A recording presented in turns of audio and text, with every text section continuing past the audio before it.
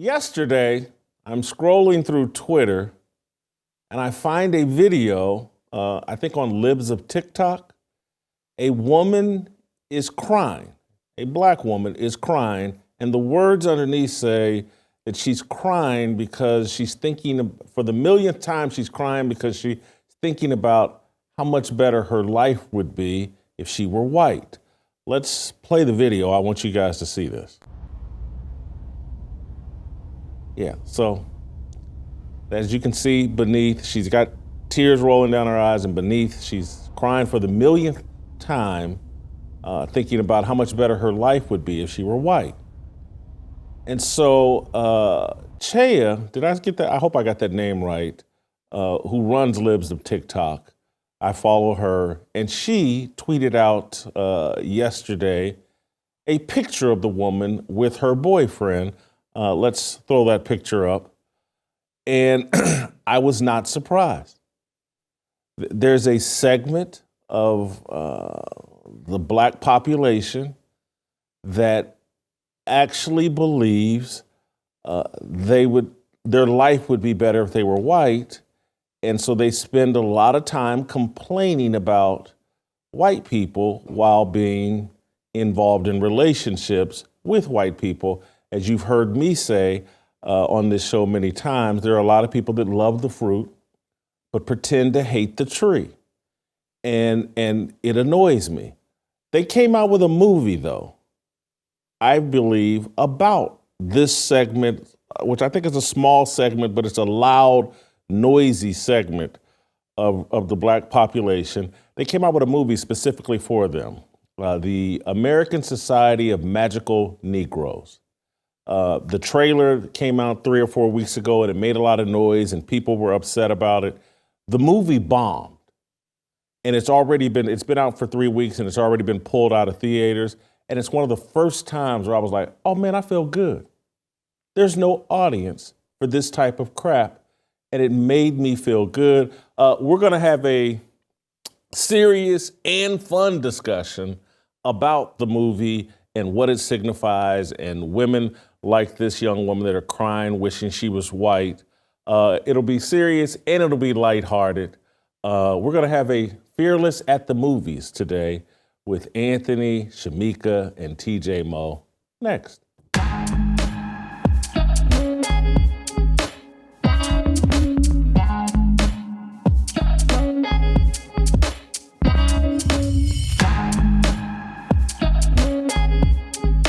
Welcome to Fearless with Jason Whitlock. I'm Jason Whitlock, your host. Happy Wednesday. Thank you for joining me. This is always one of my favorite shows, Fearless at the Movies, when we can all watch a movie and then have a big discussion about it. You guys know I like movies. Anthony loves movies. TJ doesn't know anything about movies. And Shemeka is always unpredictable and wise and funny. So this will be an awesome show. Best thing you can do to support this show is go to blazetv.com/fearless. Use the promo code FEARLESS and you can save $20 on your yearly subscription. It's the best thing you can do for this show and this platform. I also need you, if you're listening over Apple, give us that 5-star rating. If you're watching over YouTube, hit the likes, hit the subscriptions, hit the notifications. Help us fight the algorithms that are working against us. Today's episode, like a lot of our episodes, or all of our episodes, are brought to you by Good Ranchers. Good Ranchers is locking in your price until 2026 when you subscribe to any of their boxes of 100% American meat and seafood. Use my promo code FEARLESS at goodranchers.com and save 10%. Thank you, Good Ranchers, and I need you guys to thank Good Ranchers by supporting them. All right, today's show, let's bring in Shemeka Michelle and put Anthony and TJ on camera as well. Fearless at the Movies, always one of my favorite shows. We all watched the Magical Negro movie, and I'm watching it, and it made me think of this woman that's crying because the point of the movie seems to be for there's something about how they want black people, and again, I have no issue obviously with interracial dating. I always just want to enter that into the conversation for any new listener. But they seem to want black people to want to partner with white people in a relationship while expressing hatred towards white people. And that seemed to be the point of this movie. It's built around this half black, half white dude named Aaron. He's mentored by the magical Negro character. I can't even think of that character's name, but the actor is David Alan Grier, who used to be within Living Color and used to be a really funny guy. He's being mentored by him in terms of trying to help him understand that his role in life is to make white people comfortable. And that's what frustrates and dominates his existence, that he's always in the back of his mind thinking about how white people are perceiving him and engaging with him and acting with him. It's a mentality that I'm completely unfamiliar with. I'm willing to acknowledge, though, that perhaps there are some black people that feel this way. I'm willing to acknowledge that maybe I just don't know what I don't know because that's not been my existence, but there's so much messaging around this and so much information around this over social media and people acting this way that I have to acknowledge there must be some people out there who spend their whole life thinking about, I wonder what white people think about my hair, what they think about my art, because this starts out with him with some art project and it's all about how white people are engaging with his art or whatever. But very early in the movie, they show the fundamentals of a magical Negro.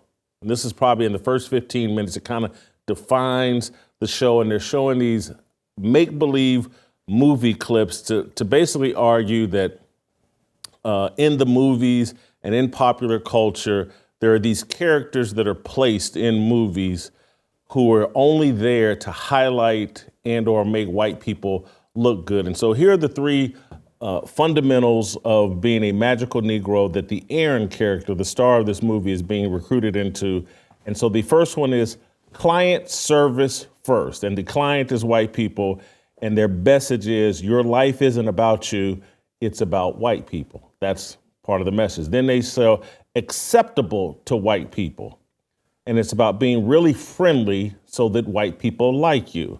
And then the third thing is be authentically black. And it's show white people the parts of yourselves that make them feel good.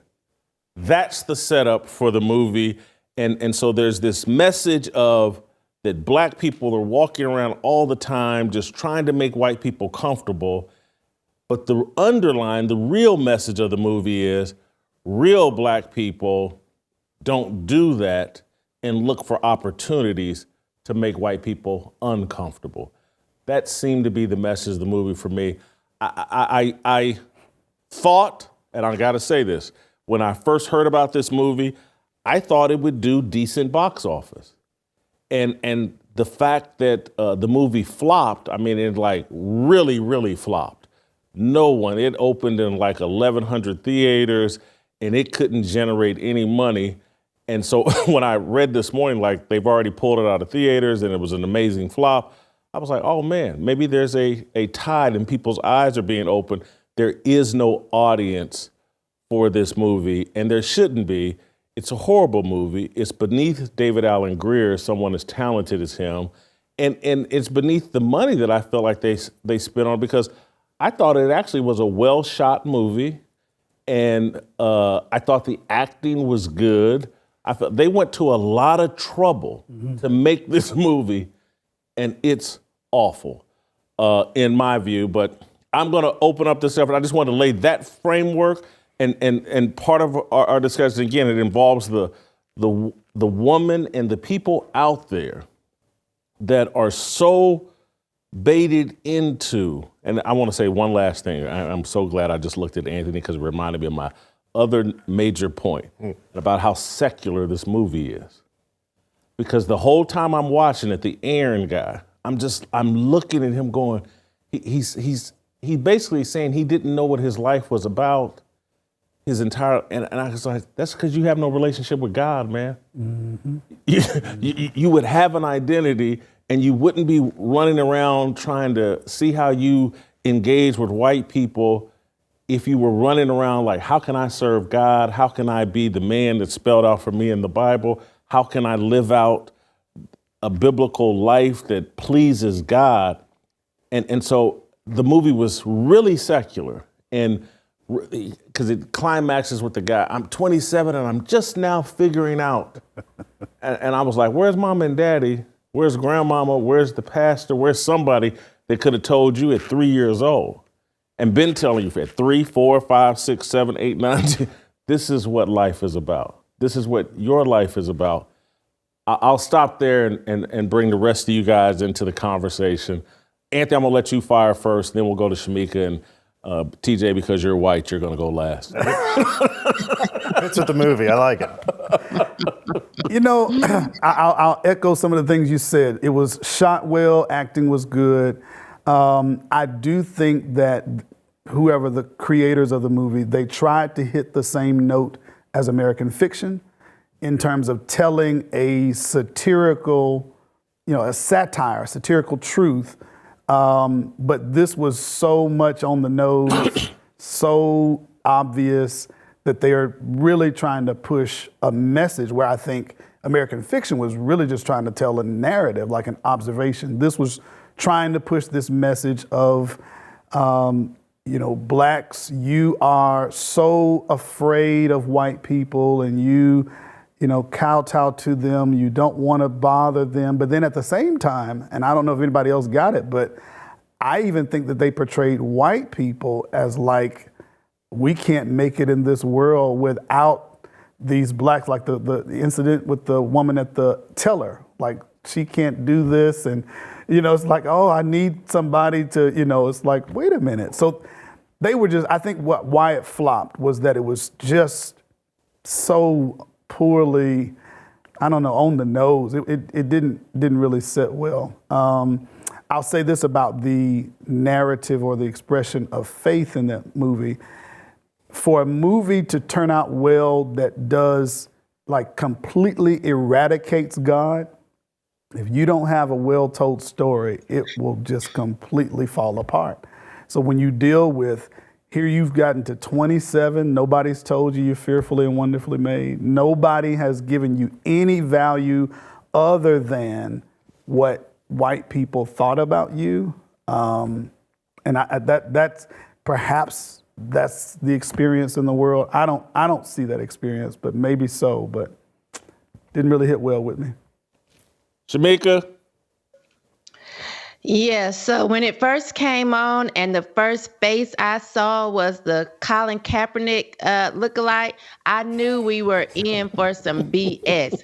And then the teacher, she looked so much like the black lady that went diving to the floor at that time to protect, I think it was Joe Biden, just really mannish, bald-headed woman. And I was just thinking, okay, this is all like, it was written for us to feel like we should hate white people. I think that it bombed in theaters because they had the wrong title. I think if they would have just named it Oppressor and put a white face up there, or Kill Whitey, I think black people would have went to see this movie in droves because so many of them act just like this. I never go into a room and think, are the white people uncomfortable? Or at one point they said, you can feel their discomfort. I've never thought like that. And so it was crazy to me that they would even put that in there. And then when they went as far as to say, what's the most dangerous animal on the planet or whatever? And he said a shark. And he goes, no, white people. But more than that, white people when they're uncomfortable. And I just said, wow, because I couldn't believe they put it out there just so blatant, just so in your face that white people are just terrible across the board. And then the president of the magical Negro Society, of course, was a fat black woman. And so it was just so much in this movie even the lady that got with Aaron, I said, okay, what they want women to do is pick these beta males, because I don't know who would look at him. He was dressed, his clothes were too big, he looked lost, he grinned like a little puppy. I just thought no real woman, would want this type of man. But I felt like that's the message they were sending. You got to get a docile man, or somebody that you can run over, or they can be a pushover, which is what a lot of these Black women are doing, including Don Lemon, going and getting these beta weak white men that they can boss around. That's exactly what they're doing. And this movie just played out like real life. I see it all the time. TJ? I spent the better part of this morning trying to figure out if I have ever made a worse purchase than the $20 that I spent watching this movie. And I can't. I went on some bad dates before, so that's the only thing I can come up with. The opening scene of the movie was just a group of white people who were walking right at this Aaron guy, and he had to move because they just didn't even see that he existed. And so they're setting the tone from the start. And experiences in this world, here, let me just say, as the white guy, let me tell you, I've never walked right at a Black dude and be like, that dude better move. That's never happened. In fact, most white people, I just tell you, they walk around and try, what's gonna make, who do I walk into? The white guy or the Black guy? Well, if I walk into the Black guy, they're gonna think I'm racist. So I'll aim over here towards the white guy. White people are on high alert of being considered racist all day, every day. And so this idea that white people sit around and just don't even know Black people exist. We don't check our thoughts all day as though we don't say, how do I make Black people feel more comfortable? We certainly don't do that, but we do try to go, let's just make sure this isn't taken the wrong way a lot. And so, if people are being out, Well, let me chime in on that, because you're accurate. Because trust me, as a 56-year-old Black man, that thought crosses my mind of, like, let me make sure I'm not doing something that triggers these young people, because they can be triggered by virtually anything. I look at what they get triggered about, and so I watch my mouth, watch my behavior, because I just don't know. And it's so I'm sure white people probably think the same way, because they can't win. I can win. I can just, I can argue with them. But. And it's sort of like it's just not worth the trouble. Yes. I'll pick a fight with a white dude over, because you just engage at a real level. There's like the trump card of, you're a racist. You've been targeting me all day. You're born with a silver spoon in your mouth. It's like, we're not even having a conversation anymore. So once you think something's racist, the conversation's over. The thing that there were two more things. This meat box, the Facebook. Yes. Yeah, the Facebook, and how they couldn't identify Black people with their AI face recognition, and that was so racist. Meanwhile, in the real world, Google actually created Gemini where white people don't exist. Yes. So we have this made-up world over here where Black people don't exist, but in actual America, white people don't exist in what's being created by the tech. But I will say, the most accurate thing in the movie, because most of it was pure garbage, but it was Meatbox totally rebranding and pandering to the woke losers. That is the most accurate thing in the movie. Like, hey, we got called racist, so we're doing a full rebrand, and let's make sure this Black guy's on stage, and we're gonna look diverse, and this will all be great. We're not racist, I promise.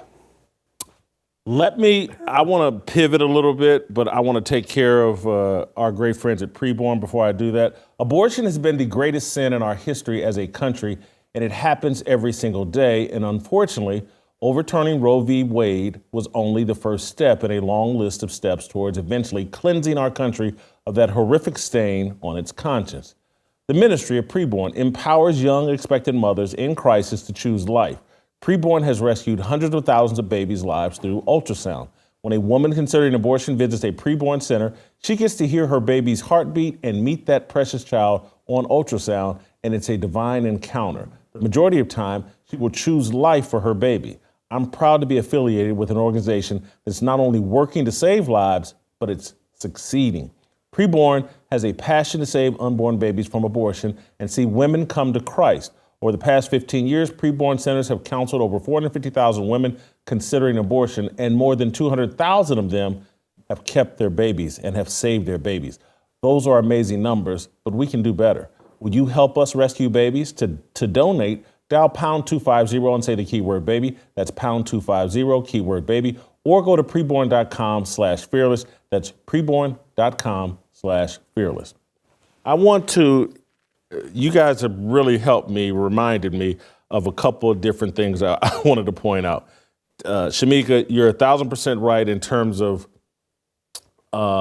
so let's go, the Magical Negro Center and who's the leadership. And again, it's this message of the matriarchy. It's a bald-headed, mannish-looking woman who's leading the Magical Negroes. Mm-hmm. And then they unveil the president, and it's an overweight Stacey Abrams, black woman who's leading the Magical Negroes. And then, and this is like, it's not a point people will miss.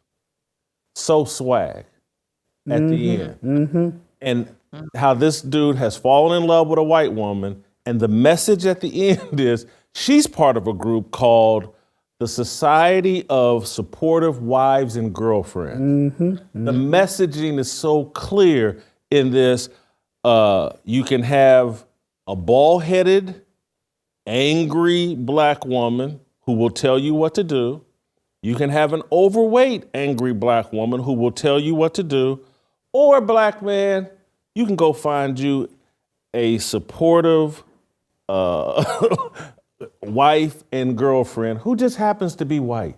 Get you a white woman. She will support you. She will, and it's like this movie on multiple levels. And I'm not saying that these thoughts don't run through black dudes' heads. That's why they got passport bros and the manosphere and all that other stuff.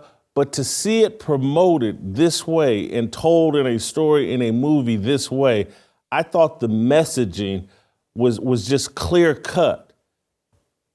Y'all can have these angry black women, or you can have this lovely 127-pound, happy, supportive white woman.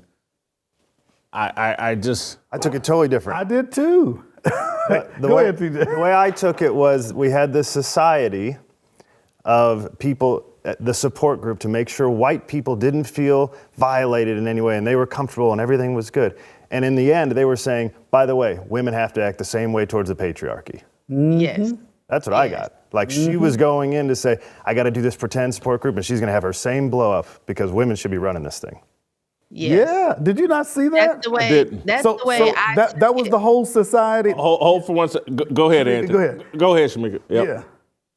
No, I was saying that's Go the ahead. way I took it as well, as if they were trying to say women have to play themselves down to cater to a man the same way black people have to cater to white people because they're so uncomfortable. And so I said, okay, now they are also pushing, you can't be a supportive wife and girlfriend genuinely. It's something that you have to do just to cater to a man. And I was like, okay, I get it, that they're saying the same thing as the white and black dynamic.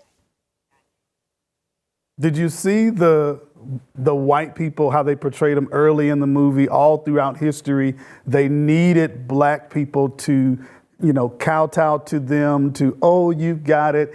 Let me give you the confidence so you can be a good, let me do all of this. And that made them comfortable, but they were portrayed as Neanderthal, like we can't do it without you. And then you take the main character, he is this lost, kind of ambiguous, I don't know where to go. And he has this moment of rage. I'm a black man, I finally figured it out. But his love interest is someone who's working for an agency who is catered to. We're just a supportive girlfriend, a supportive wife, but you couldn't make it cross the street without us because you're aimless. And all of those messages, you didn't see that, man? She identified him the same way that he identified the Jason character. Exactly. From the society. She was walking in there to somebody else who was in charge and said, hey, Aaron's got the same problems. We got to go make sure he's happy. Got it. And I'm not disagreeing with y'all. Yeah, I'm saying Probably went Okay. over my head. Gotcha. Probably. Gotcha. But to me, I think most people, and again, the way I took it, let's say she is being programmed into that behavior. I'd rather have that programming than the other programming. Both of them are programs of a secret society, an agency of deception. So it is not the magical Negroes. Is not, hey, we're good, genuine people. No, we're just providing a service to keep the world going round. And so the same thing with the So Swag. They're not genuinely being good characters. We're working for an agency just to kind of help these aimless men who can't make it across the street do well. It's you. And so you're saying I would prefer that. No, that's still deception. And what they would argue, and I'm not saying I agree with them, but perhaps their messaging was, and again, y'all make me, I'm gonna watch this again. I'm gonna get my $20 worth out of this. I'm gonna watch it again. Perhaps part of their messaging is that Christian programming, Christian faith is programming. That may be part of their messaging. And so it's a secular movie. Yeah. And it's basically saying, in order for you all to have success, you have to be fake. You have to be programmed.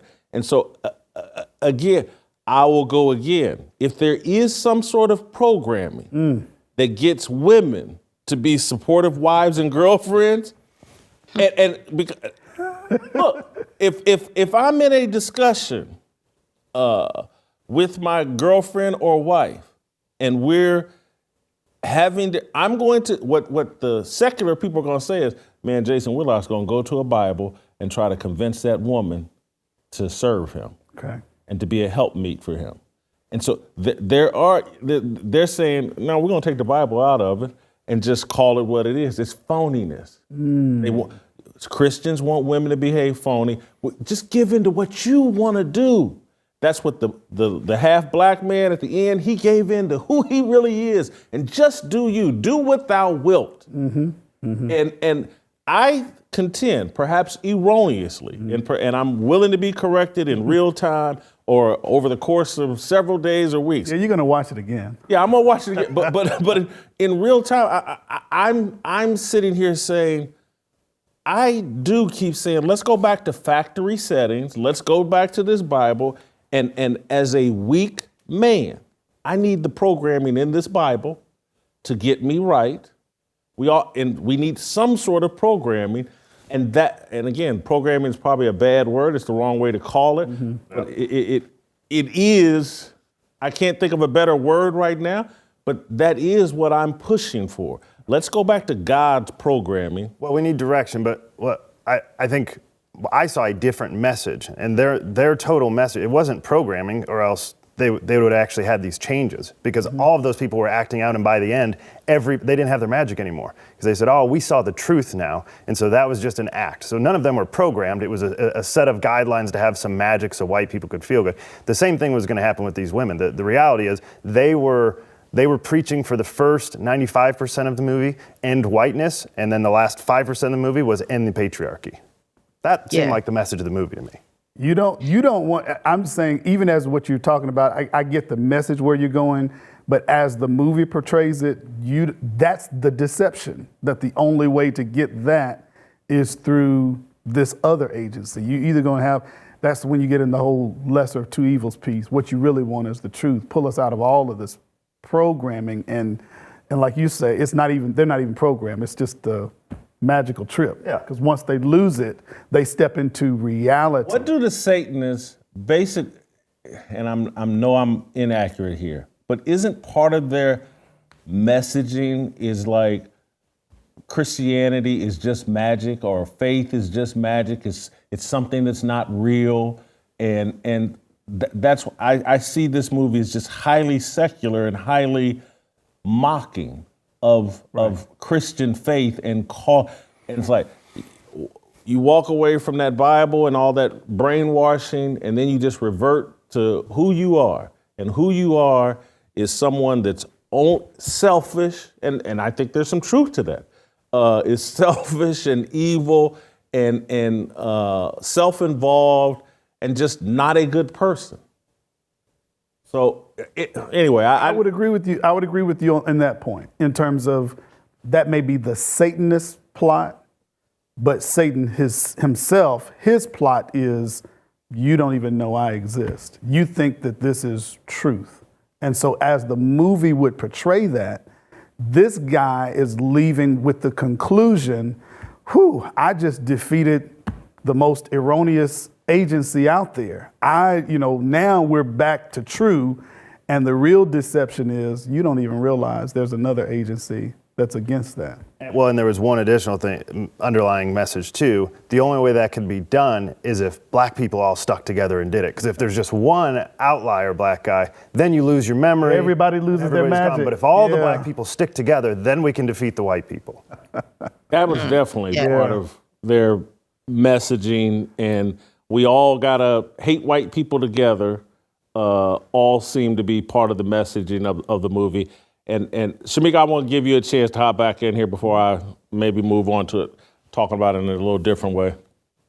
Yeah, no, I was going to say, to your point about, get you this sweet white woman that will go along with it. It wasn't lost on me that when she went to the salon, it was not a black salon owner who turned the little, shampoo bottle for her to go into that society. So maybe it was saying black women can't even be programmed to be supportive wives or girlfriends, because we don't know who else was in that society, but we only saw 2 non-blacks when it came to the So Swag. That's a good point. all black group over in the Magical Negroes saying, hey, run out and tell white people what they want to hear.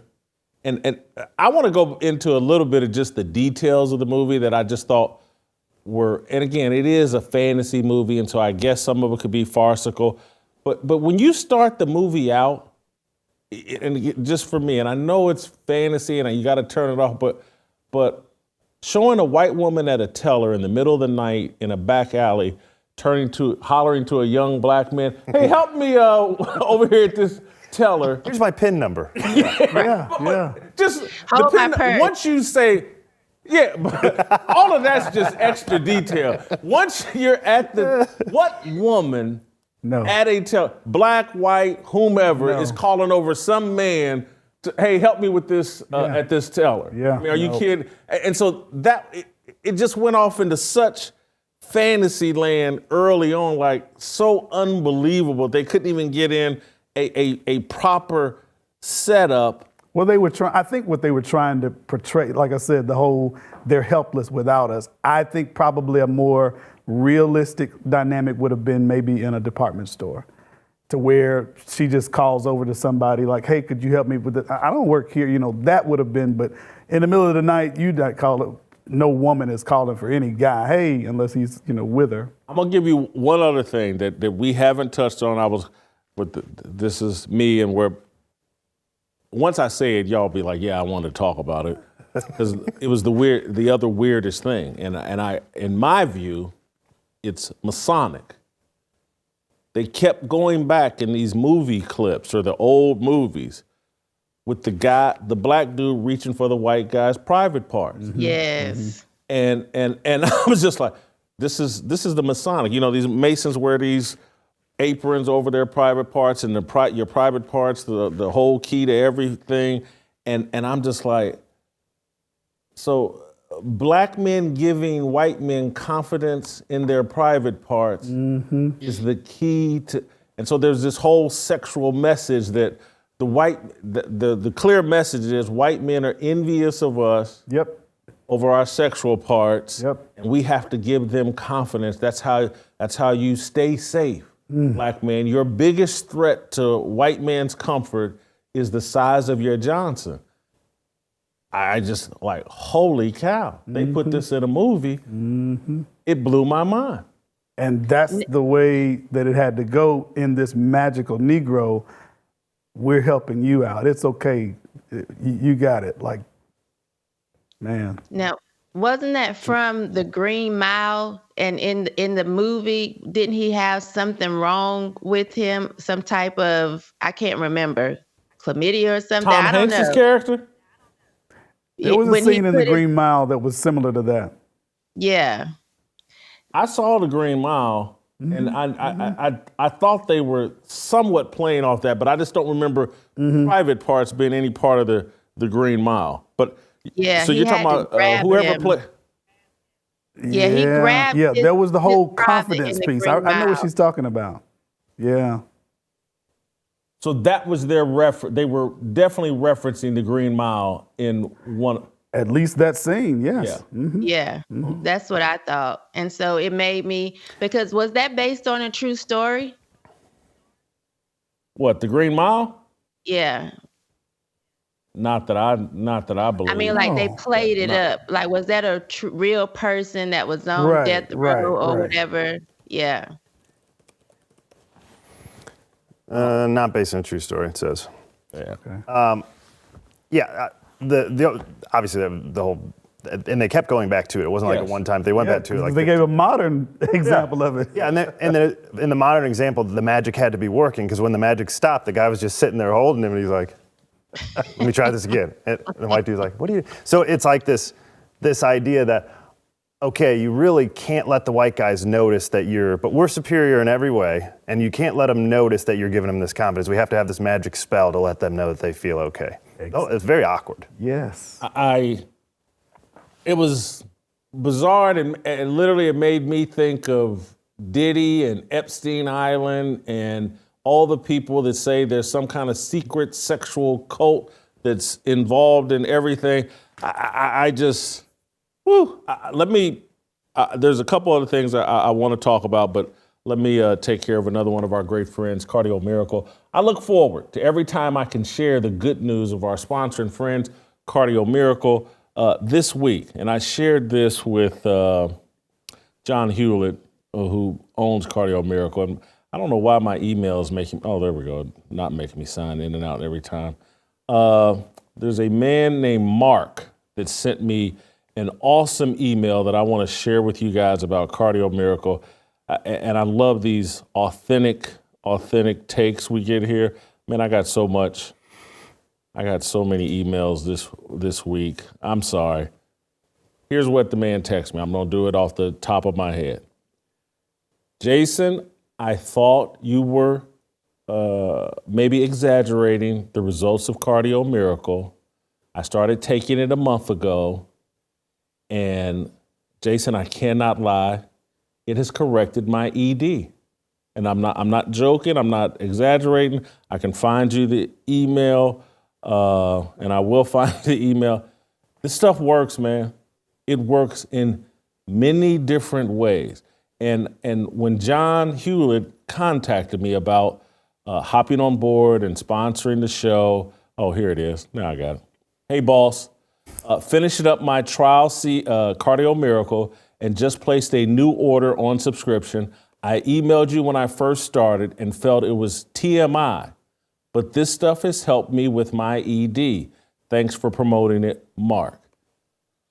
When John Hewlett first contacted me about hopping on board as a sponsor, he rattled off all these different things that Cardio Miracle was going to help with, and man, your audience is going to love it. And this is one of the main things he said. The men are going to, if they get on this and they're 50, 60, 70 years old, they're going to contact you and say, holy cow, I got some pep in my step. We've heard from David, one of my producers, what the help it's given him with his blood pressure. I've told you about my mom and just how all of her blood work has improved tremendously since taking Cardio Miracle. This stuff works, guys. I couldn't recommend it to you any more strongly than this. Every week, I get a new email from someone I don't know who's been listening to the show, and they're giving testimonies about what Cardio Miracle has done for them. Hop on your website. It comes with a Fearless Army-friendly 60-day unconditional money-back guarantee. Try it today, and you will never feel this good from a drink that's so easy to take. There are no synthetic ingredients, no GMO, no sugar, no anything. Go to, give me to the website, cardiomiracle.com. Use my promo code FEARLESS. cardiomiracle.com/fearless. Use my promo code fearless. You can get 15% off with free shipping. Subscribe. I could not recommend this any stronger. Cardio Miracle. I want to go back to our discussion of the magical Negro. And I want to go back to the very beginning, the cold open where I told you about like who this movie was intended for and who it was about. And you know, TJ, TJ don't care. He's very comfortable in any conversation. But I'm going to start with you, Shemeka.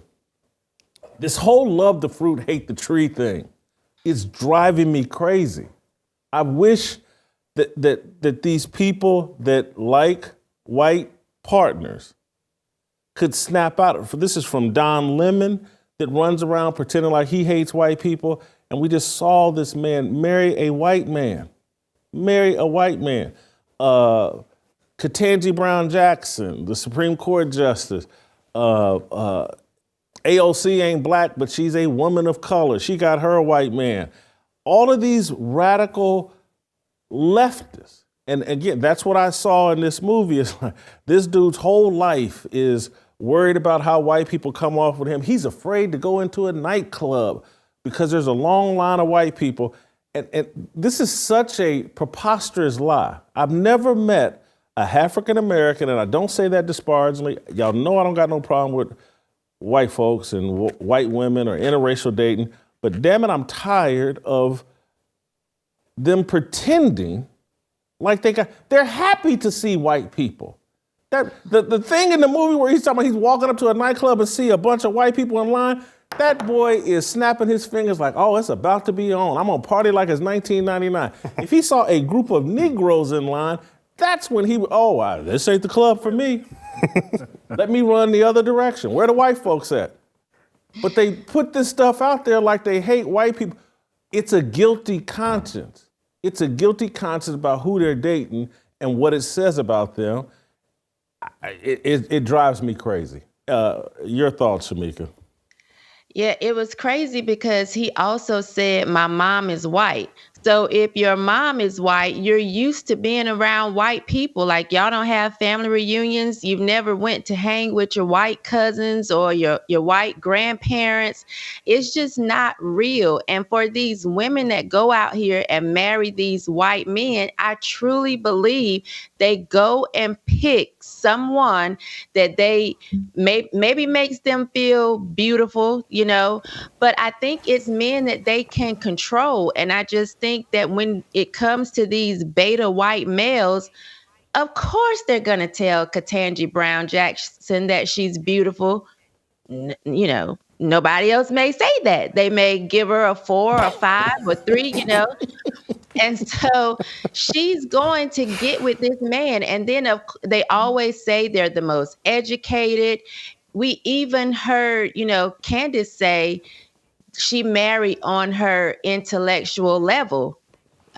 Maybe that's the case with some of them. They may feel that way, but I truly believe a lot of them marry to be able to control the person that they are with. And it's the proof is in the pudding. It keeps happening. Look at the gay man that Don Lemon just married. You see the white woman what's that Beetlejuice looking mayor name of Chicago? She used to be the mayor. Lori Lightfoot. Yeah. Yep. Yeah. They go and get these people that will probably, like you said, feel some type of guilt and tell them what they want to hear. Anthony, as a minister at a church, and you got some white members and probably, I don't, and you talk to other ministers. It doesn't have to be specific to you, but what's going on here? What's at the root of this, or what? And maybe I'm sure you probably had to counsel people that, because let's just keep it real. Had I gotten married years ago, it would have been this white woman. And I would have had to had long discussions with a minister about all of that. And it anyway, your thought. There's the thing that I find has to be discussed a lot is culture and family. And what ends up happening when you get into dealing with culture is obviously our cultures are different. You grow up in a different dynamic. So that plays into how you view relationships, how you view conflict resolution, how you view all of that. That's layer one, culture. But layer two is what I'm finding that's taking place historically.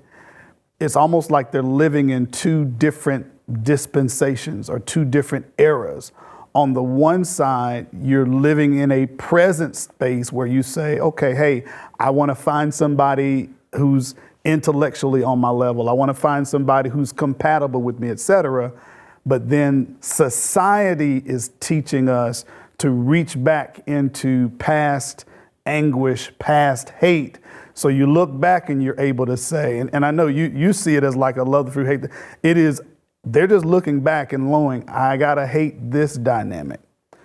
But then I walk presently in this dynamic. It's a different space. It's so anyway, counseling through that, talking through that, seeing that, those are my observations as to how this dichotomy exists, where you say, man, I don't like this way back here, or images that I see on TV, but I love what I hear when we talk to each other, or this intellectual space.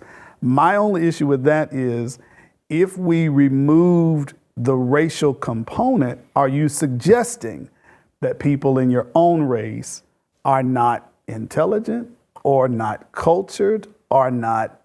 And again, it's either or. It's just, are you saying you love them for who they are, period? Then your dating history can show, hey, it was this person, this color, this color, this color. It wasn't really about that.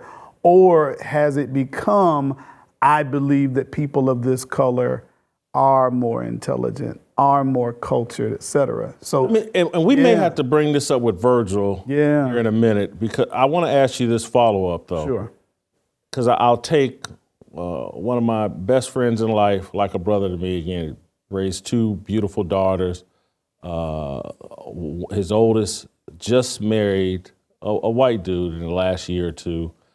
And in his conversations with her, everything, because she wrote her father a letter about why she's marrying this white dude. And it all revolved around, we have shared values. Okay. And she, you know, that's why daddy. And this girl loves her daddy. And so if people are raised in the church, let's take skin, black, white, what should, and if marriage is a covenant between man, woman, and God, why would it be different cultures? Aren't we all serving the same God? And so maybe the problem is in the church cultures. Are we teaching two different cultures from the church? And I'm talking about for people that believe Jesus Christ is their Lord and Savior and grew up in Christian environments. Them having shared values and finding each other doesn't surprise me. And this girl that I'm referencing, and I know grew up in a church. I know her parents well, and I know authentically she chose someone that she shared values with because he also grew up in the church. Right. And so I'm just wondering, these two separate cultures that I reference, all of us reference, maybe it's a poor reflection on the church. No, I think it's relatability and identity. So when you come into Christ, a spiritual walk that you have to go on, and you'll go on for some time, is learning to base your values, your identity, your entire perspective on life through the lens of God's word. That's a journey. So it doesn't happen overnight. You're not baptized and then you wake up the next day and, man, I don't know anything about race. I don't know anything about history. I don't know anything about family. And my experiences I've lived through, all that doesn't fade away. But now all of the perspective changes, or at least needs to be working on the change, because I've come through this lens of Christ. So when you talk about, well, is it the church cultures that we teach? Is it this? No, I think it typically is because the first thing that you may see is, hey, I'm a black man, versus I'm a Christian. Well, if I see my primary identity as my race, then that becomes the lead in how I interpret everything. So now it's not so much of, I have to be this type of person because it's real. No, it's got to be, I got to kind of relate to Black people because that's real. And there's that whole identity of, well, if I speak with correct grammar and I pull my pants up and I, have aspirations, are you being real or are you being white? And that's what I mean when I say culture. So when you come into Christ, you're met with, okay, if I use my primary identity as Christ, again, we're not looking at skin color. We're just looking at these are the values that I look to. All I'm saying is it shouldn't show up just in skin color. So that means that if you're dating multiple people, you're looking for people that have your values. Values don't have a skin color. So that means that I should see, or someone should see, hey, maybe they dated a white person, maybe they dated an Asian person, maybe they dated whoever, but the values were consistent versus the only time that I found the values consistent was when I went to white. That's where it's like, okay, no, how does that show up if we're talking about shared values? Because they don't have skin color. Well, As we're talking about this, go ahead, Shemeka. Yeah. Oh, no, I was just going to say, I think TJ and I share some values, but I know he didn't understand why it took me so long to wash my hair or why it shriveled up when water hits it. So, some things are different. I actually was, so as we talk about this, I'm actually surprised there are not more interracial marriages. And we actually had the opposite discussion privately recently, and that TV tries to make it look like that's happening everywhere. It's always white girl, black guy, black girl, white guy, always on every commercial. But don't you think, because we know by at least how people vote what their values are. 90% of Black people vote one direction. We can see it in the stats. So I'm actually surprised the 10% of Black people who do look at the value system and say, this is what the Bible says, this is what I believe, I'm sticking with it. You only have 10% of people that look like you to go after and try to marry. So if you're trying to match up with somebody who doesn't believe in abortion, who doesn't believe in gay marriage, and you go right down the line and you say, 90% of Black people don't agree with my values, aren't you way more likely to end up with a white dude then? If you looked at it through voting. Well, voting reflects your values though. You think so? Yeah. Oh, yeah. Okay. My voting does. That's how I look at it. No. I wouldn't say that most Black people go into the vote in terms of solely values. I think it may be just like when you look at how decisions are made. Sometimes I'm running away from this or I'm running to this. Those are two different things. Mm-hmm. I think a lot of times from a Democratic perspective, I think a lot of times Black folk are, man, I gotta do this because the perception is conservative or Republican. It's not really, and that's mainstream media lie. I get all of that. Let's take it out of voting then for a second. Yeah. I bet by polling, most Black people would say I'm good with the trans stuff. What? No. I don't Really? think so. Oh, say that again. They're good with the trans stuff. It's No. acceptable. I don't believe Really? it. No. By polling, abortion Abortion? Yeah, I think and gay Yeah. marriage. No. gay marriage, no. Yeah. No. Abortion, I think I think you're right, but trans, gay, no. And what Are you talking just in the church or in totality? totality? In totality. Totality. Yeah. Again, there's mental gymnastics being played, though, TJ. I need to find some Hold polls on, on this, let me 'cause I'm finish. stunned by Let me this. finish. There's mental gymnastics being played in terms of the Black men, I think, are homophobic mostly. That's been my experience No, too. homophobic. But What they call the reality, the reality, though, is somewhat different in terms of, and again, this is because I mean, unfortunately, probably more than the rest of y'all, I know more people that have done time in prison and are involved in shady behavior. And so there's a group of Black dudes that think as long as they're receiving, they're not gay. and White dudes too. Everybody in prison. and so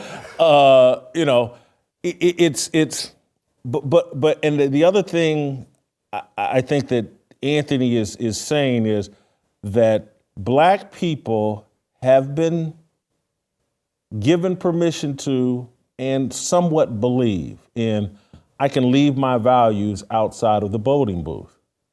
And so they, even while pulling that Democrat lever, they feel like, hey, I'm still against abortion. I'm still against gay marriage. I'm still, and so and you're like, you vote on your values.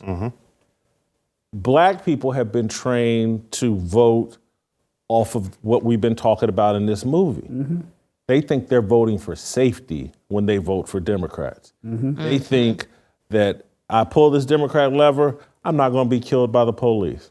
And so again, I think they've been fooled, but that is what they believe. And it's movies like this, the kind of messaging that is in movies like this are pervasive. You haven't gone to a lot of stereotypically black movies. We've been fed a steady diet of this stuff that we watch, and it took me to get really into adulthood to see, man, look at what they're doing to us and brainwashing us to where now I watch these movies more analytically and just like so I can be in the conversation and I know I can talk about it and I know what people are talking about. But I used to watch them and halfway believe them. It's like they reflected reality. and most people haven't gone that step, and so they have been convinced that their safety, and that's why Joe Biden will get up there and say, they're going to put you back in chains. Because we have been programmed to believe, yes, that could happen. That's not a value vote right there. Yeah, it's not a value vote. And so, but there are people that move so deep off into their values, like yourself, probably like me at this point now, that, and again, I don't vote or haven't voted, but I'm frustrated by people that don't vote their values. Because again, I'm like totally awake and I see the gimmick. My safety isn't, actually, I'm more in danger by pulling that Democratic lever because they're gonna defund the police, they're gonna do a bunch of other things, they're gonna have so much hostility towards police that my neighborhood's gonna be more unsafe. But most people haven't had their eyes open wide enough for that. And so, yes, you can find conservative women as a black man, and now, do they believe in a matriarchal culture and that, I'm not really here to be a helpmeet, I'm here to be the co-pilot, if not the main pilot? But you got men with our egos, I'll get that co-pilot out of her, or I'll make peace with that, or I can work around that and find happiness because I really like this girl. Wow. And again, and then the other thing is that this is the truth of everybody, regardless of color. You want your kids to look like you. So I agree with that. People no doubt. And so again, go back to, again, I've been on this show several times, and like, man, there's a couple girls I should have married. And just like one of the big things, like, man, my kids are gonna look like me. And they're gonna have trouble. Yeah, and they're gonna have problems because of it. I'm gonna spend all my time trying to, no, you're black, trust me. Don't listen to Johnny at school. One thing to clarify, I'm doubling back a little bit of that, but Pew Research study says 67% of black people say that we have either not gone far enough in supporting transgender or it's exactly right. 67% of black people are accepting this or saying we're not radical enough in accepting them. So they polled all gay people then. This is what I would, and I would look at the age demographic of who was polled. They got to pull that. I mean, it's Pew Research study does a really good job. Sure, so no. They have all this. Yeah, I would look at the ages because, and I say that because those in my generation and before, it would be what they would call homophobia. Mm-hmm. It would be we don't talk about, we don't accept. You're not looking to get married though. And we're talking about young people right now. Well, I'm saying 40 and beyond, but these 40 and unders and those who have been through the last few rounds of schooling and society where 25% of relationships start online and things like that, that generation has been taught, like, hey, it's acceptable. It's us. It's So this is my point. Yeah. Young black people looking for somebody to marry have been indoctrinated in a way where they all say, this is good. And I so if wouldn't you say don't that's believe most in blacks, that, though. That's all. I wouldn't say that's most blacks. it's probably more than 67% based on this poll if we're saying the younger demographic would be worse. If it's being evened out by the older demographic that's saying, I'm not buying this, then they're far more weighted in that 33%. I don't trust all polls. I don't trust all polls either. No, I hear you. I hear you. And I'm just telling you, Yeah.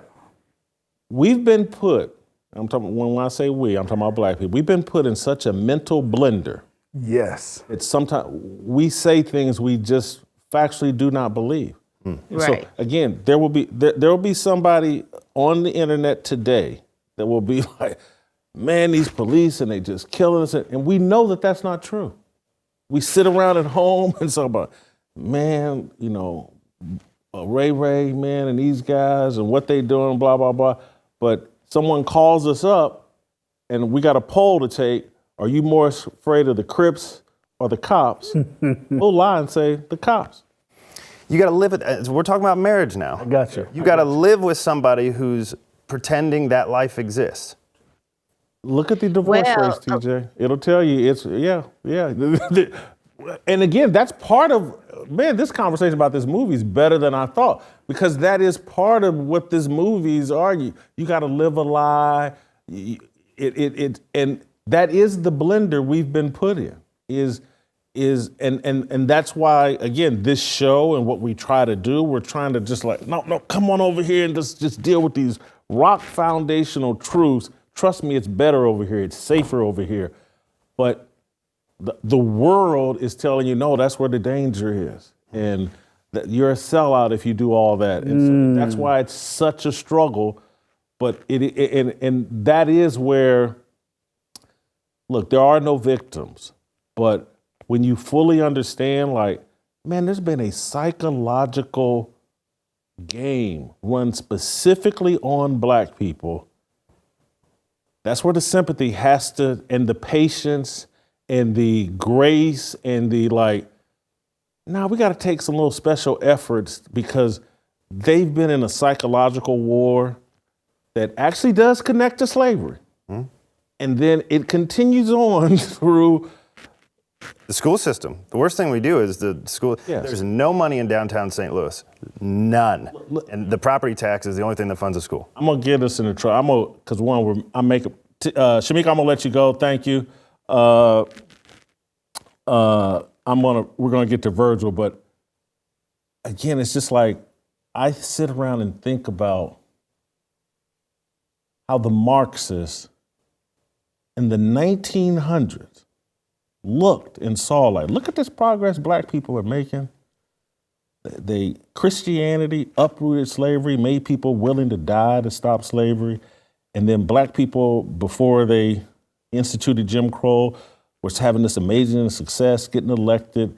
And the Marxists went in and was like, we got to start and fund organizations to disconnect these people from Christianity. And we can't even talk about it. Because once you start talking about it, somebody's going to call you an anti-Semite.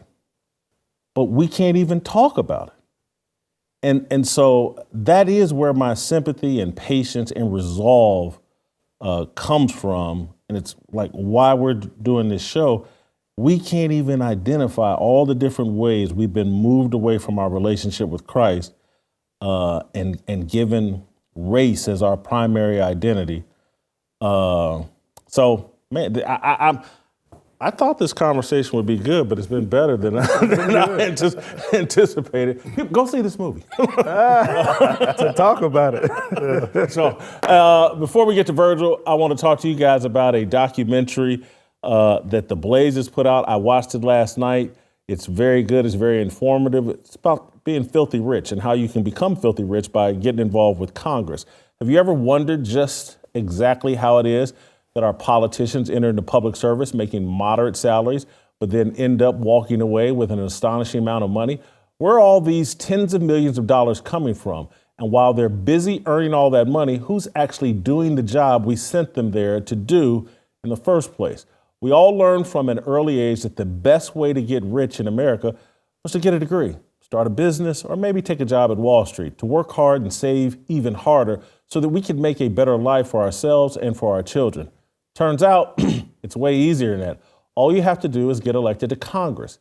Join us tonight at 8 p.m. Eastern for a live pre-show event hosted by Glenn Beck and James Polis, followed by the live premiere of Bought and Paid For, How Politicians Get Filthy Rich, streaming live on YouTube and Blaze TV. Head on over to youtube.com/@BlazeTV to watch the event live. Subscribers can watch on Blaze TV. I watched the documentary last night. It's informative. You need to see it. Virgil Walker, Tennessee Harmony, next.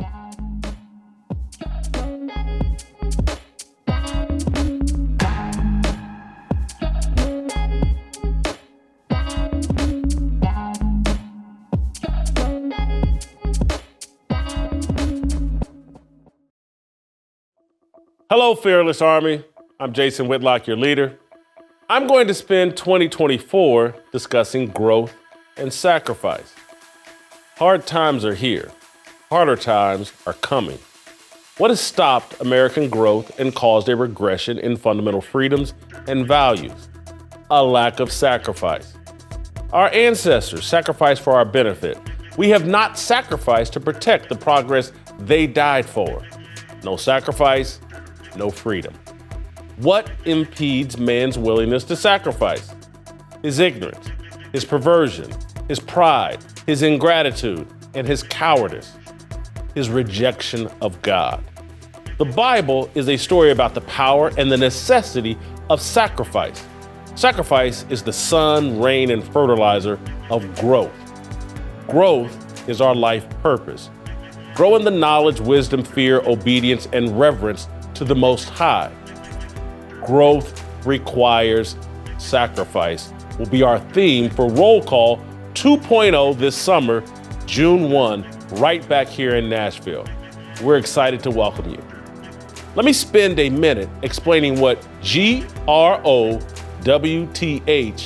actually stands for us in the Fearless Army. The G is for game plan.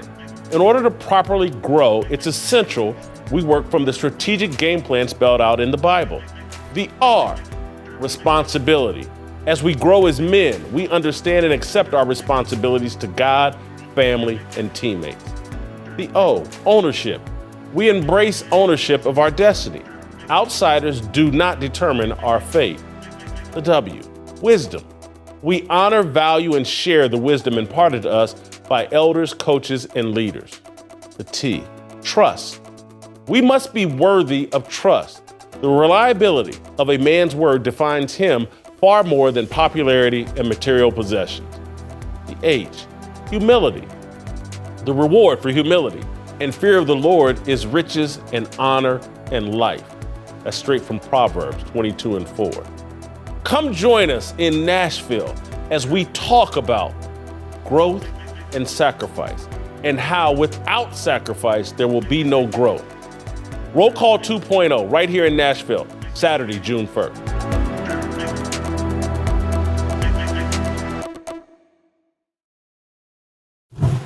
And again, this is the type of idiocy that we've legalized and platformed, and we have to have discussions around. I saw some woman 54 that tweeted out, "I'm 54," picture of herself, "and I'm still more effable than Charlie Kirk was any day in his life." So like if I'm attracted to them sexually, like I've 95% of the time I'll get it. I don't think so, homeboy. Hey, spit it out, man. These are the people we're now having to debate. That a 54-year-old woman would tweet out, "I'm 54 and I'm more effable than Charlie Kirk." Who cares?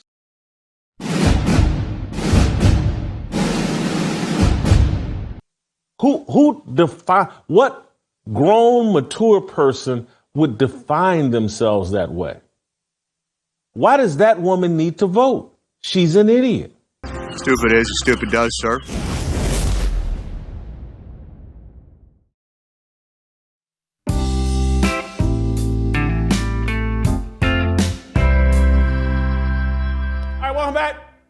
Time for some Tennessee harmony. Virgil Walker joining us. Anthony, pray us into this segment. Father God, we thank you for your word. We know that your word is truth, and we always spread the truth here. We thank you in Jesus' name. Amen. Virgil, I'm going to actually show some discipline. There's some questions I wanted to ask you about the last segment, and I just decided I'm not going to do it. I'll have to ask you off air, just because we'll spend another hour and 20 minutes talking about that instead of talking about what I wanted to talk about, which is Dawn Staley. And Dawn Staley, the South Carolina basketball coach, TJ and I had a discussion on Monday, and I did a follow-up on Tuesday, and now we're doing it again on Wednesday, so we can get a professional take, an expert take from you and Anthony. But she, before the championship game, said she's on board with transgender athletes competing against women. She's fake men competing against women she's on board with. But after winning the championship, she was so effusive in her praise of God and Jesus Christ, and it was such a contradiction and so shocking to me that I was frustrated and didn't know what to think. And then the Daily Beast came out with an article on Monday that actually provided some substance and some more information and background about, no, she's actually been doing this since about 2021, if not before.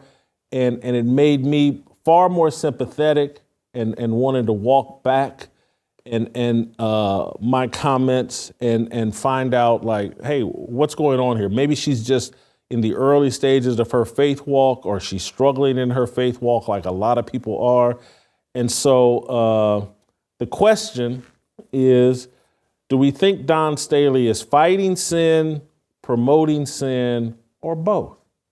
And Virgil, I'll let you fire first.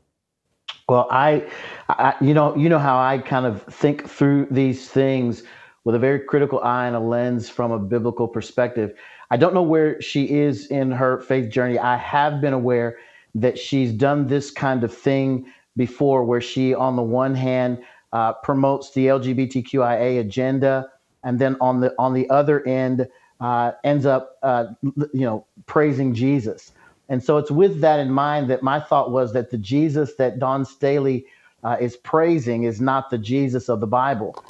The reason I say that is because the trans-affirming, kind of gender-conforming, LGBTQIA, Jesus, who helps women play basketball and win championships, does not exist. That Jesus does not exist. She's praising a Jesus that she's created in her own mind, who loves her sin in the same way she does, and affirms her in winning, as many people think Jesus is about doing, rather than the true Jesus of the Bible. This is no different, Jason, than the Kanye Wests of the world, who on the one hand are praising Jesus, and then in the next instance are doing something else. And again, I'm not yanking from them. I'm not pulling from them a faith journey. I'm simply saying that the Jesus that they're affirming in that moment, when they're demonstrating this disjointed view of Jesus, that Jesus is not the Jesus of the Bible. The Jesus that a Snoop Dogg would praise on a gospel album, and then go back to acting in a way that doesn't align with Scripture. Hip hop artists who do the same thing. That Jesus does not exist, and they need to be called out when that happens, and brought back into the light of truth and worship the true Jesus of the Bible that cares about their whole life and wants to see them walk in a way that's honoring of his name.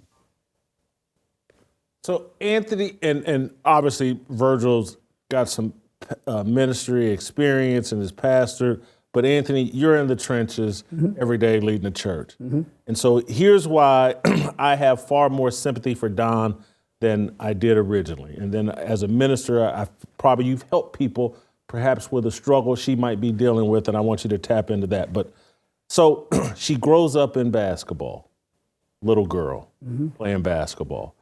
Anybody that knows the history of women's basketball, it's an LGBTQ environment. Yeah. She has success. She's celebrated as a basketball player. She's in a LGBTQ environment. Now she transitions into coaching, has success. You can't, in women's basketball, you can't have hostility if you want to be successful. You can't have hostility or you can't really question the LGBTQ movement. Mm-hmm. She's built this monster of a basketball program, and someone from South Carolina reached out to me the other day and was like, Jason, you got to go to a game, man. The whole sold out gymnasium. It looks like a pride parade. So she's immersed in an LGBTQ environment and has been 30, 40 years, or maybe her entire life. And so part of me says she's coming into an understanding of Christ, and it's just a heck of a battle for her. And she's in an environment and has been in an environment so long that, this is the fight of her life, perhaps. And so she's crying out to Jesus, and she has to know by doing this, she's putting a battery in Virgil's back, putting a battery in my back, putting a battery, I'm like, oh, you calling out Jesus? Okay, well, let's see what you stand on. Mm-hmm. She has to know that. So because again, when I started saying, you know what, I'm gonna wear this on my sleeve, I was doing it so that people would be like, Jason, I know I didn't see you walk into that strip club. Mm-hmm. I wanted people, I wanted police, I want friends. It was also to my friends, and I told y'all I got many people that I love and been friends with. I wanted to let them know, don't call me with that BS no more. You see what I'm on. Mm-hmm. Mm-hmm. Is any chance that she's just doing a different version of the same thing as me? I see it more so as this term that's called cultural Christianity, where it is a surface level, kind of like what Virgil was describing, a Jesus that is, he gets us, that is always affirming, not judging, not correcting, a type of Christianity where repentance really isn't necessary, and a type of Christianity that's popular. You know, true Christianity isn't popular, and popular Christianity isn't necessarily true. Especially when it becomes celebrity and when it becomes, you know, this is the it thing to do, it's trendy. This is one of the reasons why Virgil and I, when you know, you may show people, athletes or celebrities, oh, look, they're praising God. You know, they're saying Jesus, they're quoting a scripture at a press conference. Yeah, that's nice, but our life is more than just professing, it's also living it out. And the sacrifice that comes from living out your faith. So as it relates to a Dawn Staley, and there may be others, they may be able to reconcile in their mind, taking a simple notion. Hey, God loves everybody. God loves me, and, you know, he wants us to be happy. That's the cultural Christianity God. And so when I win, hey, praise God. Now, my hesitation is, as Jesus would say, why call me Lord, Lord, and do not the things that I say? If he's your God, if he is your Christ, if he is your Lord, then your life is going to reflect, and even your stride, okay? So that doesn't mean that everybody who follows him is perfect, but I'm striving to be what he's called me to be. There's an instance in Scripture, John chapter 4. Most Christians can refer to this. They know about this story. Jesus approaches a woman at the well, and he asks her a tough question about her current life situation. He says, go get your husband. She says, I have no husband. He says, that's right. You've had 5 husbands, and the man you're with is not your husband. So he calls her out. But then a few verses later, she says, I know the Messiah is coming. Now, the connection is this. Here's some woman who's been married 5 times. She's with a guy that's not her husband. Yet she's saying, but I know one day the Messiah is coming. That's how we can be sometimes when we're in this kind of, hey, I think I'm okay. We can live a life of sin, But then we can say, oh, but Jesus is coming. We can be in the club Saturday night, but then be at Sunday worship on Sunday morning and feel that that's okay. So that dynamic doesn't shock me. I support transgender athletes and praise Jesus and praise God, all glory to God when I win. It's the same one of vulgar rap album, but when I win the Grammy, I just want to say, first off, thank God for allowing me to do it. They rationalize it, but check out that term, cultural Christianity. So when I saw her break down, she bent over in tears and blah, blah.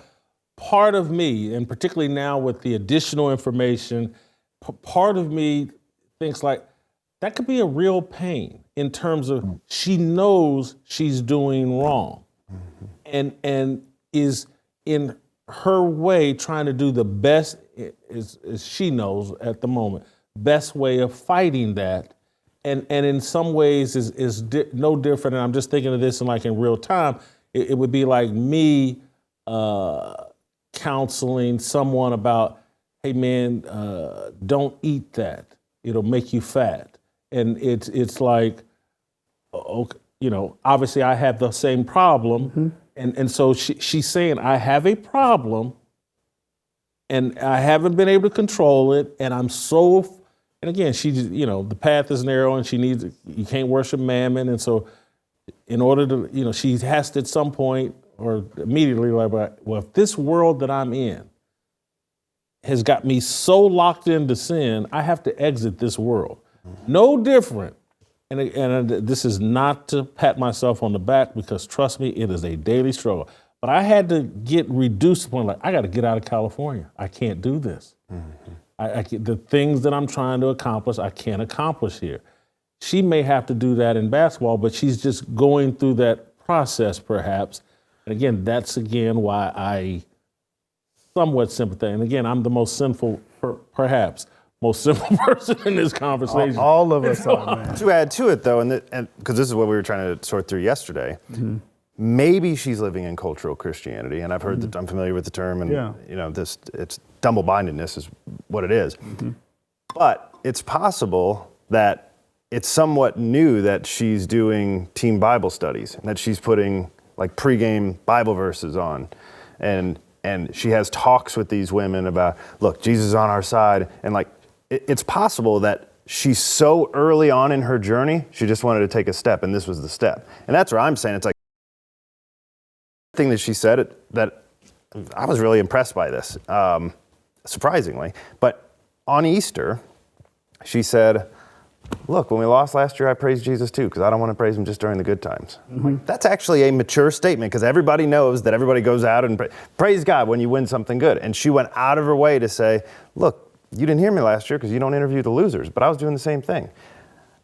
That to me says that's kind of a step. That feels less cultural Christianity to me than certainly putting their Bible verses in front of the kids. You're doing something good. And so that's why I don't want to chalk it up. I'm saying I don't know. There's not a lot of evidence to say she's making big strides, but there's enough evidence to say I actually don't know.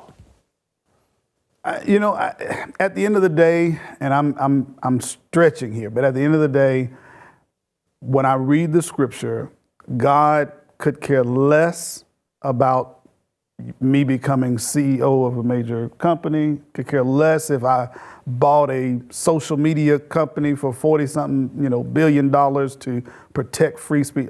He could care less. He's about our souls. So, the championship win and even the limelight of women's sports right now, women's basketball right now, college ball, it's just like, wow, this is it.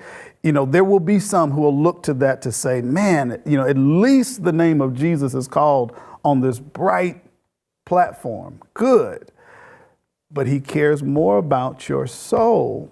And so, and the influence that you're giving away or you're teaching is we can live this kind of way over here as long as when the microphone is put up to us, we say, praise Jesus. Or as long as we read a verse here or there, what's going to happen? Now, I'll give you the benefit of the doubt. Let's say we keep coming into these verses, okay? We're going to come to the verse where he lets us know that homosexuality is not right. Now, are we going to read and embrace that verse, or are we going to say, yeah, but we'll just do another one next time? That's why, again, I'm hesitant. They did the same thing with Kanye.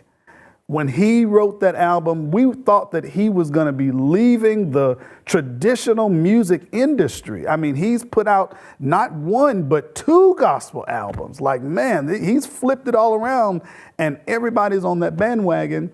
And to this day, his last interview, he's got problems with Jesus. His wife's naked everywhere she goes. Sorry, I know Jason's an anomaly, but do you know what has made me really open to this? Jason was talking about Jesus in the strip clubs. And today he's sitting in front of us having these conversations. That's why I'm saying it's a journey. I hear you. Perhaps it's a journey. I hear you. That's why I'm sympathetic as well. Virgil, I want to ask you this, and Anthony clearly jumped back in. So am I wrong for giving her credit? This is upon further review and just thinking this through deeper. So she's in a women's basketball environment, has all these people in Columbia, South Carolina coming to her gym. And it looks like, again, this is according to people in South Carolina, fans that have been to games, like, man, you go to the gym, you go to the games, and it looks like a pride parade. And so she's standing in the middle, theoretically, metaphorically, in the middle of a pride parade, calling out Jesus' name, saying he is risen. The audience that's celebrating her and coming to her games, she's somewhat spitting on them because that audience does not want to hear about Jesus Christ. Like, what are you doing? This is, and so am I wrong for giving her some credit for that? She's standing in the middle of the fire, screaming Jesus and inviting people like Virgil and Anthony and TJ and myself to, okay, now we get to talk about you too on some real stuff. Can I shouldn't give her any credit. That doesn't take a level of courage. She gets 0 credits for that. She gets 0, none, nada. She gets nothing. And you treat her like you treat me, Virgil. Jesus Christ, the true and living God, descended from heaven, lived a perfect life, and was slayed. He was slain. His back was ripped bare, and he was nailed to a cross. And I'm going to give this woman credit because she said the name Jesus at a pride parade. I'm sorry, I don't. That doesn't compute to me. It costs her nothing to do that. And here's what I mean. Yes, I'm going to say what I'm going to say. All of us are going to comment about it. But at the end of the day, she's in the South. She's in South Carolina. There's some good Christian people in South Carolina who are gonna think, oh, that's good. I go back to what I said originally. The trans affirming, gender conforming, LGBTQIA Jesus does not exist. You can't on the one side say yes for transgenderism and praise Jesus. That Jesus is not real. It's a figment of her imagination. And we have to hold that standard, because if we don't, what we'll end up witnessing is all kinds of folks coming up with all kinds of Jesuses that make them comfortable for us to embrace. The only Jesus that exists is the Jesus of the Bible that wants us to repent of our sin, to place our full faith in him, and forget about what it costs us. If our faith costs us nothing, it is worthless. It's worthless. And so she's got to be willing to pay the price. She gets 0 credits from me. She gets 0 credits at all. This is a real faith walk that requires a payment, and that's the price of admission. Daniel was thrown into a literal lion's den. He was in the most pagan place he could be in Babylon. So when you talk about the audience that she is within, Daniel is in this pagan empire, and he's thrown into a den of lions. At all these points, he could say, no, I don't want to do that. I just don't want to go in the den of lions. And then the phrase that you used Meshach, and about Dawn. Abednego. That's where I'm going. The phrase that you used about Dawn was she's in the fire. We get that phrase from Shadrach, Meshach, and Abednego, literally thrown into a furnace of fire. And their exclamation while facing that fire is, "We will not bow down to the golden image that Nebuchadnezzar had built. We will not do it. And our God is able to deliver us.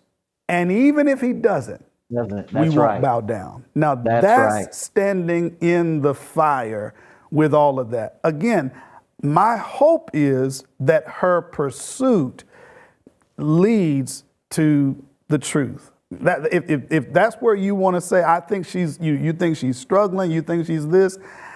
I just know it's very difficult in this age of cultural Christianity and celebrity populist Christianity where, they said, Jesus, or they said this verse, or, they wear 316 on their eyes, so they must be.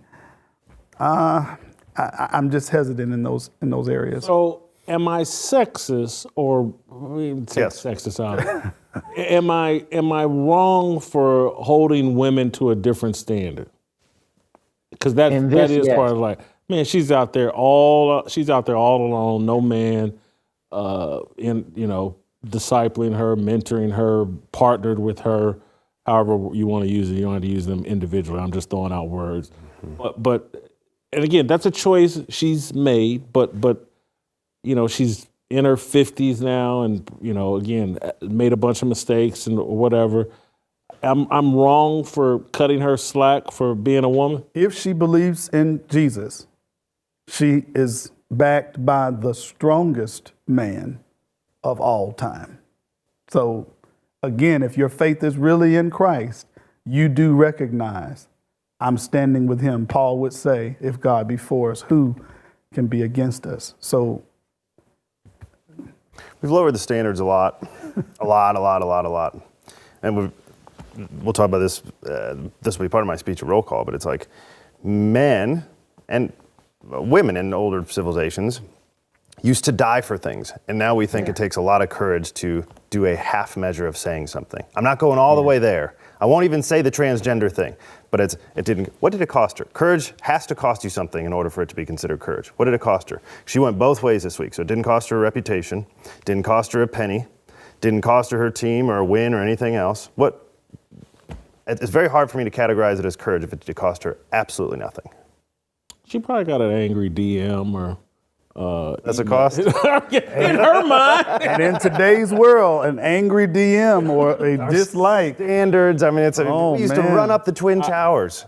Now we're like... great point. And I'm glad you mentioned roll call, because I want to transition the conversation about her into roll call because the Daily Beast story that provided the additional context was attacking her for how dare she say anything about God in front of these young people. That's illegal. You can't do that. She's forcing her religious beliefs on these young people, and this is a travesty.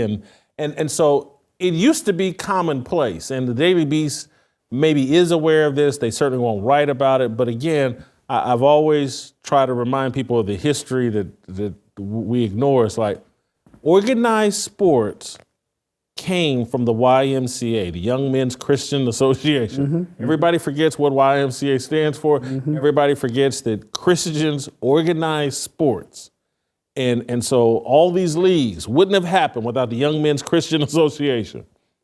And so religious faith and Christian faith have been a big part of sports, and it used to be commonplace. A coach could lead his team in prayer. Mm-hmm. A coach could share some scripture with a player. A coach could let everybody know, hey, this is who I'm rocking with, Jesus. And again, maybe it was illegal, but no one cared, and it was allowed. And we used to have Bibles in school, all kinds of things. And so part of one of the discussions we're going to have Friday, if you guys come to the roll call VIP event on Friday, is we're going to have a group of college basketball coaches, former college basketball, NBA coaches, Tim Floyd, Greg Campy, head coach at Oakland and made the tournament run, John Brady, Kermit Davis, Tim Jankovich. These guys used to all be major division, and we're going to talk about, I'm going to have a discussion on Friday at our VIP event about how much harder it is to actually disciple young people when you say, well, you can't use Jesus Christ, you can't use God as any part of your argument. And so we put handcuffs on coaches.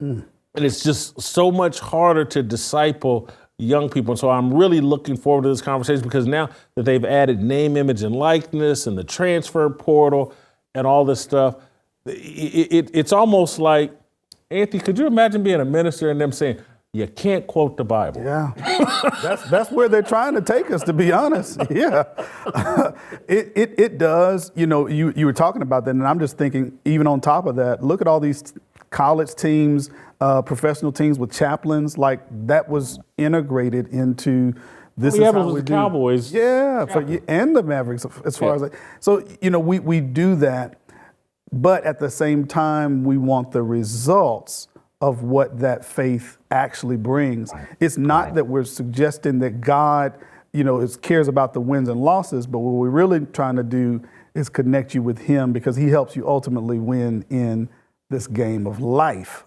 you know, this reality that we live in. So it plays out when you try to take God out of a dynamic, it dies every time.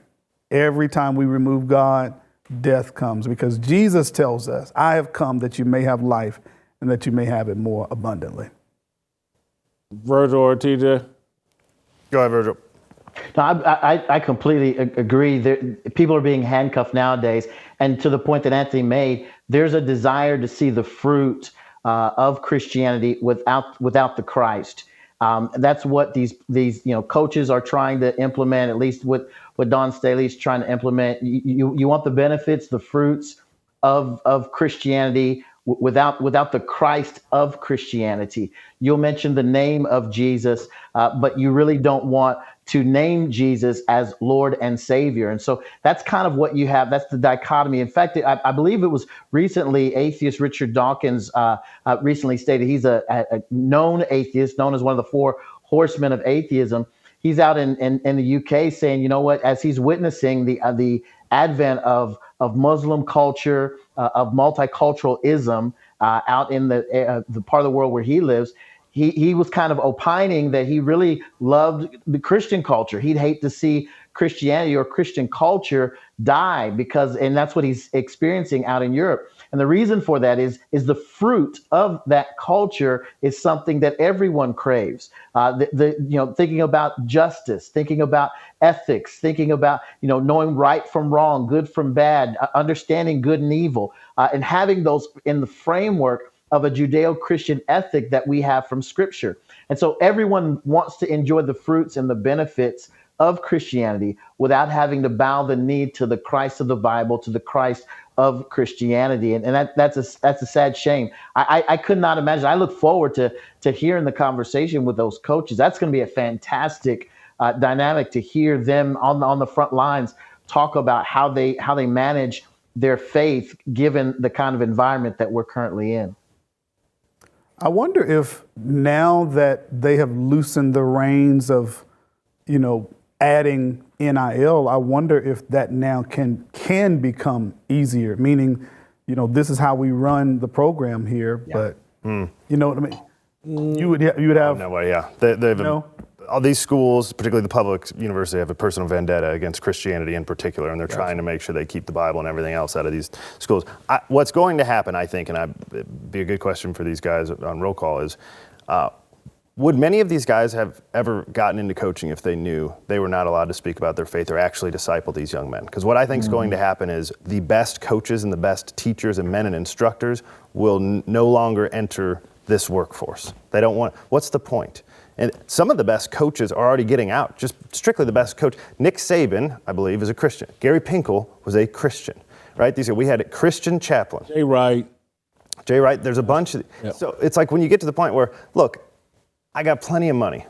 You only need to coach for a few years to get plenty of money. You don't need to coach anymore. So get to the highest level and then bow out. Or why do the Bobby Bowdens of the world stay in there until they get kicked out? Because it was about the kids. how can I disciple these young men? It's not always about the wins and losses. It's about discipling these young men so that they can call me when they're 45 years old and they got a problem, and they know that I will give them Christian wisdom that I have developed all these years, and I shared it with them when I was in college, and I'll share it with them now. And those relationships are gone.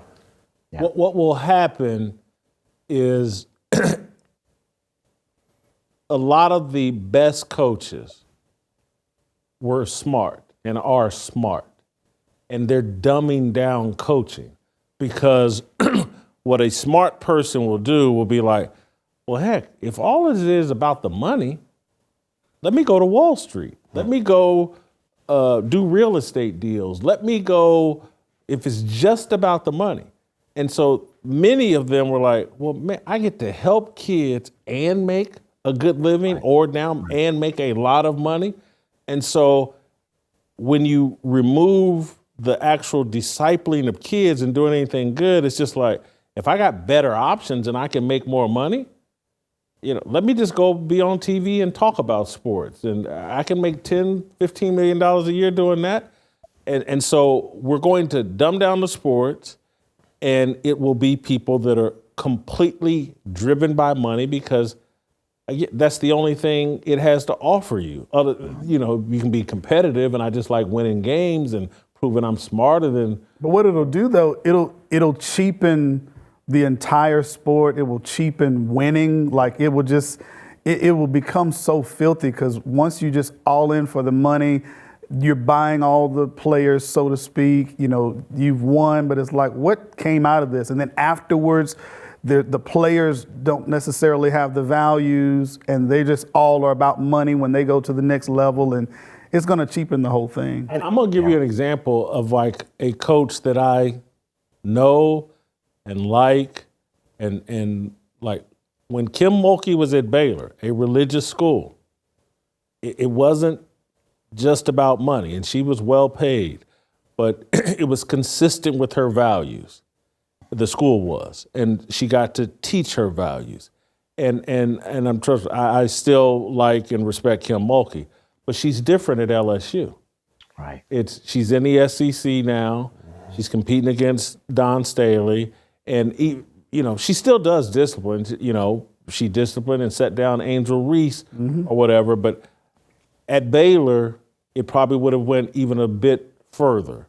And so I'm watching coaches in real time. In order to survive, they got to change up a bit. They can't be who they used to be. And we now know that, like, we clearly know, like, Bobby Knight just wouldn't exist. Now. in Not now. He'd be in jail. No. Yeah. And I've know too many former Indiana players, starting with Isaiah Thomas, that it was a tough experience, but it was a rewarding experience. Yes. And the media can say anything that they want to say about Bobby Knight, but unless you talk to the people that went through that program and felt like, yep, it was like joining the Marines, but it's just like my father and uncles and my brother.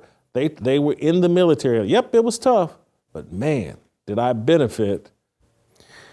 And that's really it too. As much as, hey, I can't disciple these kids and make them good, the other part is actually these kids are going to be unbearable.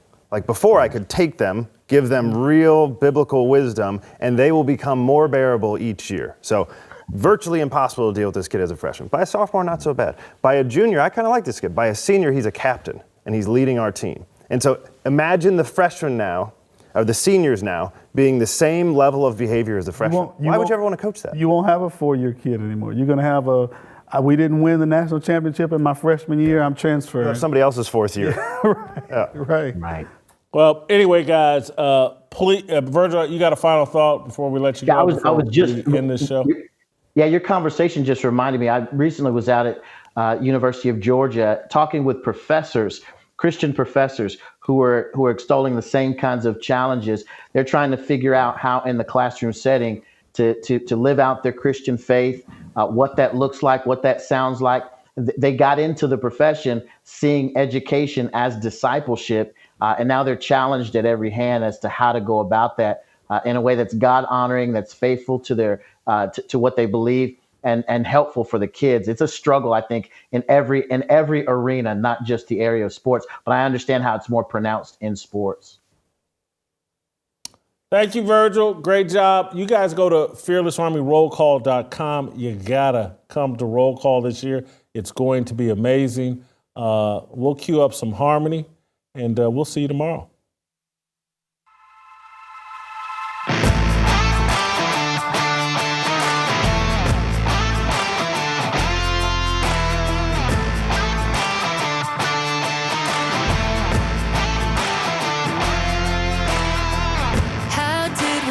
Up so divided, stop fighting and stand tall. We used to be a nation, one united. Now we're headed for downfall. God, let your light shine down. What we need more than anything now, harmony. Let's make a simple vow. Let's come together now. Harmony. Put all your weapons down. Love one another now. Time for us to wake up. Choose love, my sister, my brother. See through the lies they tell us.